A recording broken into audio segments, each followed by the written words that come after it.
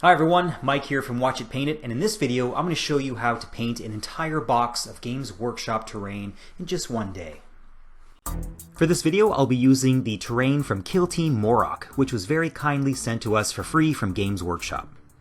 This terrain is identical to the Battlezone Fronteris Nachmund terrain. I've been looking around for a while for something I could use for a Red Planet outpost, so it was super lucky for me that GW sent this when they did. I've painted a lot of 40k models, but I had no real desire to make a full army until I bought the AdMech vs Genestealer's Kill Team box years ago. After reading the lore on AdMech, I was hooked. It's also part of the reason why I wanted to make a full-size Red Planet battlefield, and this terrain is going to basically be the centerpiece of that. Now, as stated in the video description, this is a one-day paint job. You can do everything I'm doing in probably 8 hours of work, the majority of which is putting everything together. If you don't care about mold lines or little gaps, you can do it much faster. I'm just a bit neurotic when it comes to that, so it did take me a while to put everything together. For the majority of the painting, I'll be using an airbrush, but you absolutely don't need one. I've always mostly used rattle cans, and you can definitely just use those for this paint job. You will of course need to buy the right colors, and each can is going to cost you a bit of money, but not nearly as much as an airbrush costs, so there's that. So to start this off, I'm going to do a bit of a zenithal prime with black and gray. I'll spray black straight on and from 45 degrees below, and then I'll spray gray at a 45-degree angle from above. I've gotten enough paint in my lungs and my eyes to know that you should always do this with a mask and glasses on. After taking a quick look around to make sure none of my neighbors can see me with their sad, empty, non-wargamer eyes, I'm ready to go. If you aren't planning on using an airbrush and want a paint job similar to the one I'm doing, then you'll be outside a bit longer with a couple extra colors. But regardless of the next step, you can't go wrong with the black from below and gray from above approach. The next step is to choose a ground color for your terrain and a building color. I want this to look like the wind has built up a layer of soil dust along the bottom of the building. Since I'm going with a Red Planet look, I want a rusty brown color. I ended up mixing 2 parts of a bright orange with a dark brown. If you don't have an airbrush, you can either get a rattle can that matches the color you want, or alternatively, you can use a sponge and just sponge these colors on. You won't get a paint job that's as silky smooth as an airbrush, but it might actually look a little more natural with a more rough texture. I'm spraying this on from below, roughly 45 degrees or so, and my goal is not to cover all of the areas that were black. I just want to stain the bottom of the building. The stain is going to be darker at the bottom of the building, so I'm putting 2 to 3 thin layers along there, and maybe only 1 layer or so higher up. I don't want to go more than halfway up the building. I still want the original gray and black showing through in some places. For the building color, it can't hurt to consult the color wheel.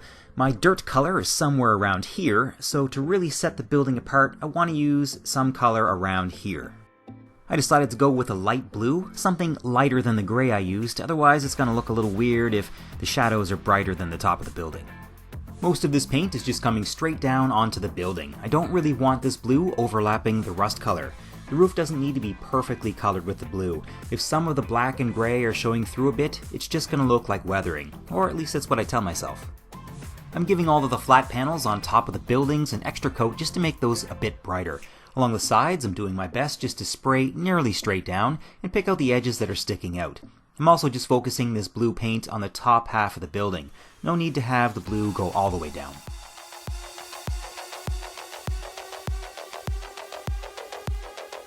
So here's how the terrain is looking so far, though the colors are a little washed out by my studio lights. The next step is to add a little bit of metallic color here and there, just to make people think I actually spent more time on this than I did. I'm using a silver and a bronze, and I'm painting practically nothing with these colors. These are just accent colors to break up all the blue and rust color. The bronze I'm going to use on the number plates and some of the other ornamentation. I'm only using this on 1 or 2 features of each building.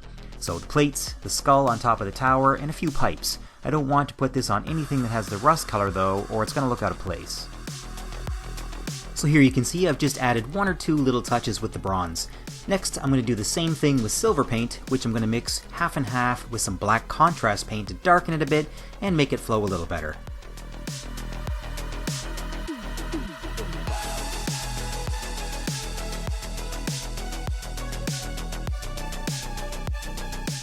Just like with the bronze, the silver is only going on to a bare minimum of places.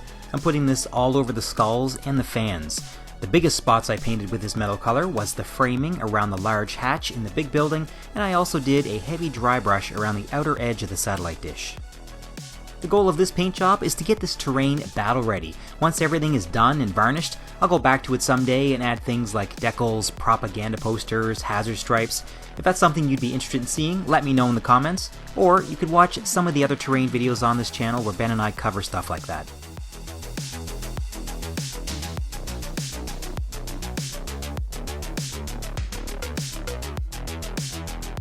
Next, I'm using a small amount of a dark wash mixture in select places, specifically on the top of the buildings and over the metallic paints. I'm going to trace around all the raised parts on the buildings with the wash to create some shadow, and that's only on the roof. There's no need for this to go onto the sides of the building since the building already has a zenithal primed.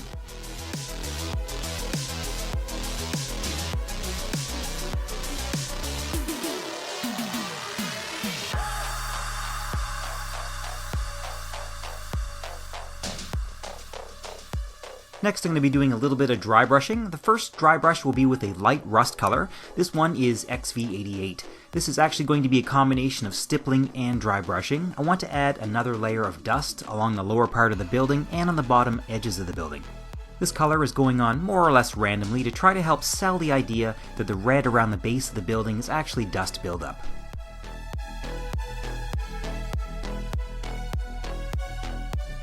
The next and final dry brush color is Celestra Gray. I'm going to use this on the top 10% or so of the building, the structures on the roof mostly, and then any hard edges I see on the very top of the buildings. I'm avoiding going near any of the areas that also have a rust color on them to avoid any weird color mixing. With this color, I'm trying to focus my brush strokes on the most raised edges and just lightly moving the brush perpendicular to any hard edges so they pick up the paint and start to pop. And that's it for this paint job. As I said earlier, this is ready for the tabletop, but now that it's sealed in varnish, I can come back to it later and add more details. The goal of this paint job was simply to get the buildings on the table as fast as possible with a fairly decent paint job, because I am notorious for starting big projects and never finishing them. This time I tried to set myself an achievable goal, and I hope this paint job is something that works for you. Let me know what you think in the comments, and thanks for watching.